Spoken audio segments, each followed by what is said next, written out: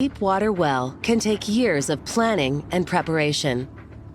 After identifying potential oil and natural gas reservoirs beneath the seafloor using seismic technology, a drill site is selected. Shell geoscientists choose the drill site location on the seafloor based upon the safest well path that will encounter the targeted oil and natural gas. For an exploratory well, in water depths up to 9,000 feet deep, this seafloor location is generally directly above the reservoir. A drilling rig is required to drill a well.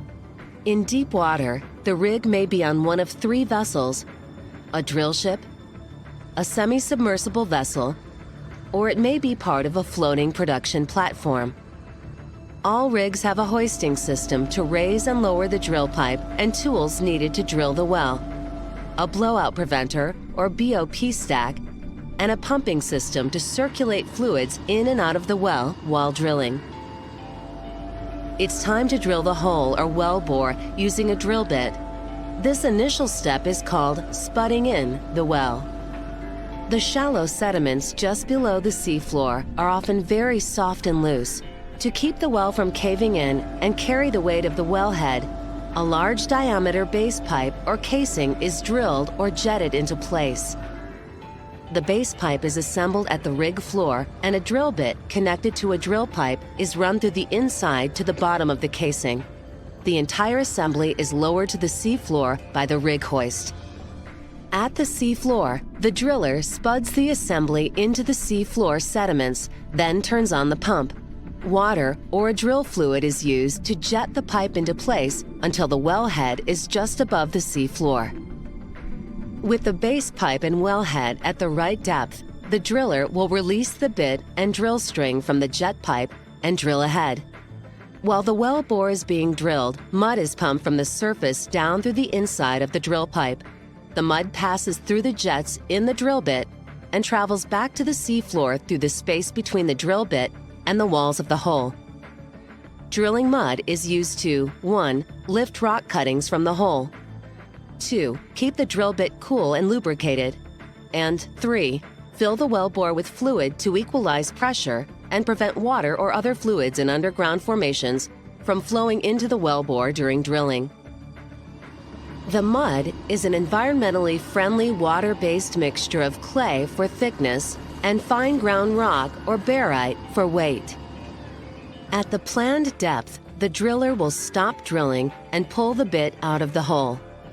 A smaller pipe or casing string is then screwed together, connected to the drill pipe, and run down to the seafloor and into the well.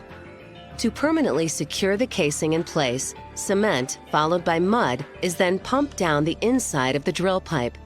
To separate the cement from the mud, a cementing plug is used. The plug is pushed by the mud to ensure the cement is placed outside of the casing, filling the annular space between the casing and the open hole wall. On some locations, a second surface casing is needed, thus the well is drilled even deeper.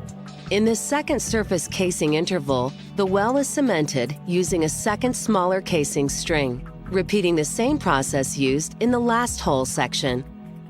At this point in the well, the pressure in the deeper rock may be too high to continue with the simple water-based clay mud, or there may be the potential to encounter oil or gas. Before drilling below this point, a blowout preventer with a riser will be installed at the seafloor. The BOP stack is a massive system of valves and rams that protect the rig and environment from oil and gas flows should the weight of the drilling mud be too low. The BOP stack is connected to a pipe called a riser. The riser connects the rig to the well and allows us to circulate the drilling fluid and rock cuttings all the way back to the rig on the surface. The BOP stack is fully tested before we drill further. Drilling now resumes with the drill bit and drill pipe always operating through the BOP stack. Just as we did further up the hole, casing strings are run and cemented in place when needed to cover up the open hole sections. When the oil and gas zones targeted by the geologists are reached and the presence of an oil or gas zone is proven, a final casing string may be installed if the seafloor location is favorable for future development. This final casing string allows for the future safe production of the oil and natural